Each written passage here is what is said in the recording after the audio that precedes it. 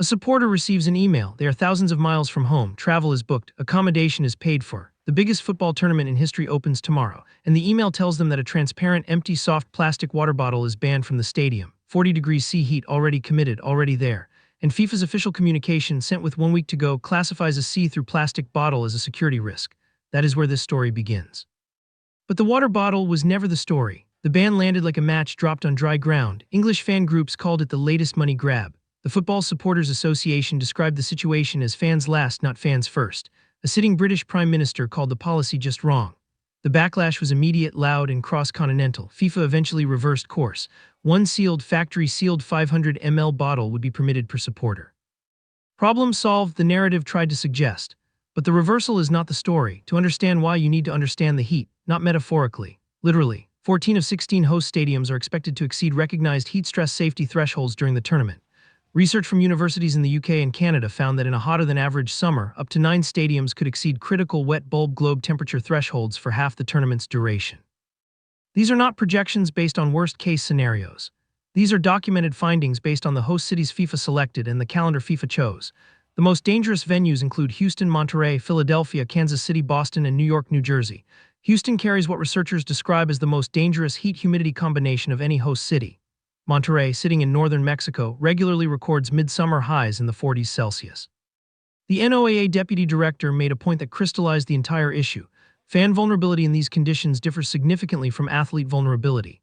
Athletes rotate, athletes rest, athletes have medical staff trackside, fans sit in the stands in full sun for 90 minutes plus having traveled from across the world. And FIFA's response to this documented heat risk: players would receive mandatory 3-minute cooling breaks at the 22nd minute of each half. Which sounds like welfare policy until you examine it next to what fans were told. Fans were told their water bottles were a security risk. There's also a legitimate question about whether those cooling breaks were ever purely about welfare. Scheduled pauses at the 22nd minute of each half create predictable commercial inventory. The welfare language is real. The commercial convenience is also real. Both things can be true. What makes the water bottle ban significant is not the bottle. It is the pattern, decision, criticism, reluctant reversal. FIFA has cycled through this template across multiple issues surrounding this tournament, and the water bottle simply made it visible to audiences who had not been paying attention to everything else. Let's be precise about what everything else actually means. In the months before the tournament, 2 presidential proclamations, issued in June and December of the prior year, imposed travel restrictions on nationals from 39 countries attempting to enter the United States.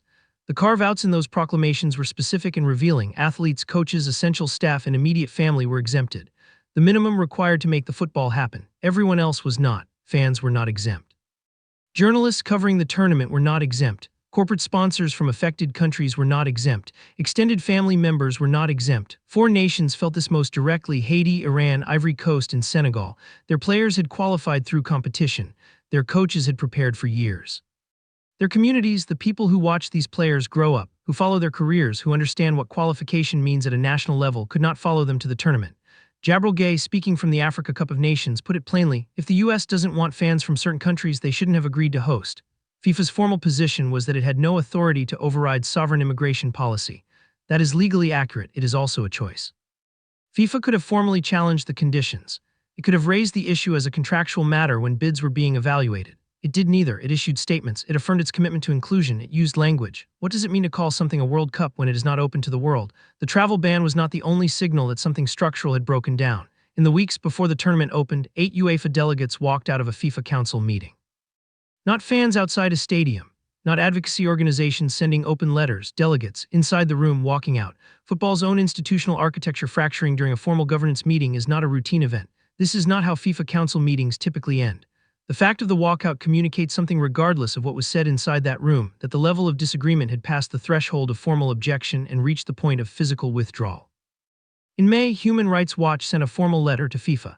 The letter did not cite external standards or political preferences. It cited FIFA's own statutes as the benchmark the tournament was failing to meet. Amnesty International published a report in March that described the combination of U.S. immigration policies, restrictions on freedom of assembly, and discrimination against LGBTQ+ supporters as a human rights emergency. That report was published months before a ball was kicked. The tournament opened. The emergency described in that report had not been resolved. These are not the complaints of partisan critics looking for reasons to attack a governing body. These are documented, formally submitted, legally framed assessments from 2 of the most credible human rights organizations operating internationally. The clearest signal of what was actually happening on the ground came not from the World Cup itself, but from the event FIFA ran the summer before it. The Club World Cup, held in the United States in summer 2025, generated approximately 400,000 empty seats. That number was documented, it was discussed. It was available to FIFA before a single World Cup ticket went on sale. It was a direct, real-world test of whether the conditions FIFA was creating, pricing structures, access policies, travel complexity, would translate into full stadiums. FIFA proceeded anyway. By the time the World Cup approached, the data had gotten harder to ignore. More than 17,000 supporters had canceled already purchased tickets. Hotels across 11 host cities were tracking below booking forecasts.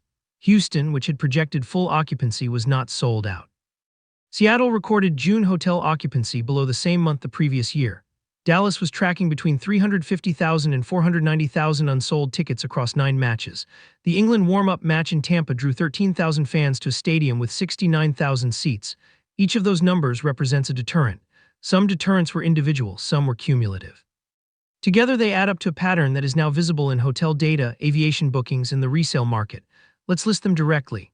The 39-country travel ban, a visa freeze affecting 75 countries at its broadest point, a formal travel advisory issued by 120 civil society organizations, LGBTQ+ supporter groups from England and Germany withdrawing visible public presence from the tournament. A former FIFA president publicly telling fans to stay home, a FIFA governance expert stating that supporters would see it better on TV anyway. These are not theories, they are documented, they are in the data. What makes FIFA's management of this tournament difficult to defend is not that problems existed. Large events generate problems. What makes it difficult to defend is the timeline. The Club World Cup attendance data was available from summer 2025. Travel ban concerns were formally raised in the autumn and winter before the tournament. The water bottle policy could have been resolved months earlier through basic consultation with supporter organizations that exist specifically to provide this kind of feedback. The failures in FIFA's Human Rights Action Plan were published in a formal report before the opening match. Complaints about seat map design and dynamic pricing structures were being raised from the moment ticket sales opened. Every single one of these signals was documented, formal, and available to FIFA before the tournament began. The organization's consistent response was statements, affirmations of commitment, and references to its own statutes. Language, not operational change. Reversals happened, but they happened when criticism became commercially damaging enough to require them. The water bottle ban was reversed when a sitting prime minister called it wrong and fan groups threatened to escalate. That is not evidence of a feedback loop that works. That is evidence of a threshold below which concerns are managed with language, above which they are managed with action. The governing principle that emerges from the full record is this: the commercial model would be maintained and specific concerns would be addressed at the level of language. That principle explains the water bottle ban. It explains the absence of a formal challenge to the travel restrictions. It explains the Club World Cup data being ignored. It explains why a human rights emergency described in March remained unresolved by the time the tournament opened in June. None of this changes what happens on the pitch. The football itself will be real. The Azteca, Toronto, Los Angeles, players who have trained for 4 years, who have carried their national teams through qualifying campaigns, who represent countries whose fans may or may not have been able to make it into the stadium. The matches will matter, the goals will be genuine, the drama will not be manufactured. But extraordinary football and a well-managed tournament are not the same thing. Those two assessments can coexist. In fact, they must coexist if the full picture is going to be told accurately. The question the record raises is not whether FIFA makes mistakes. Every large organization makes mistakes. The question is whether the pattern of behavior across this tournament, from the Club World Cup in 2025 through the travel ban response, the institutional walkout, the human rights reports, the empty stands data, and the water bottle ban, reflects an institution that corrects itself because it genuinely cares, or one that corrects only when the commercial cost of not correcting becomes too high. The evidence available before a single match of the 2026 World Cup was played was extensive.